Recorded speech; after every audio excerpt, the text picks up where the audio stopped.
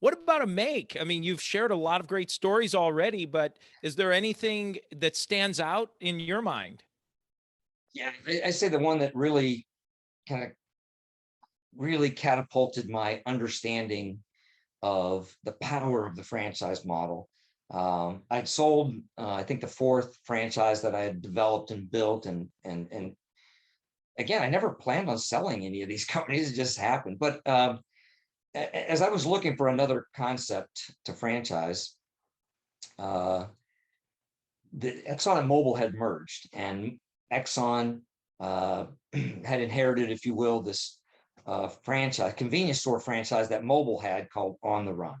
And they had about 120 dealers in the Mobil network, and a dealer had one or maybe two locations, but basically owner operator.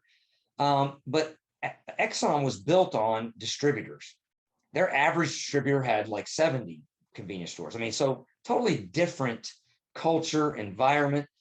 And for a couple of years, they tried to get the Exxon distributors to participate in the Mobil on the run franchise concept. And so the guy that became the president of retail or whatever called me and said, "Hey, we can't figure this franchise thing out. I know you know franchising. Can you help us?" I was like, "Wow, this will be fun."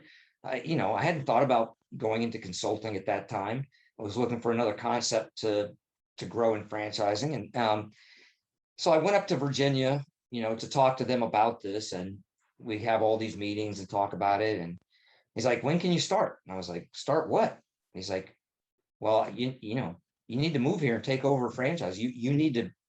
I was like, "I'm not going to move to Virginia. What are you talking about? My wife's from Texas. All three kids are born in Texas. I mean, there's rules about taking, people out of Texas, and, but anyway, long story short, he convinces me that I got to do this. So we literally pack up the family, move to Virginia, and I created a new model that resulted in 1,000 franchises in 4.5 years. And it was such an amazing, we were, won the convenience store of the year award, and on and on and on. It just was a phenomenal experience. Now, granted, they had an unlimited budget. He told me, "Look, you can't outspend us. Whatever you need, the outcome will be worth it. Just do whatever you got to do." So that, was helpful. But basically created a model just for distributors, separate from, which, I called the regional developer model, and designed it and developed it specifically for them, and gave them the economic incentive to participate. And it was just amazingly fun to go along for a ride. And like, you look at some of the brands that are out there that have done like 1,000 units in 5 years, like, Five Guys or Orange Theory.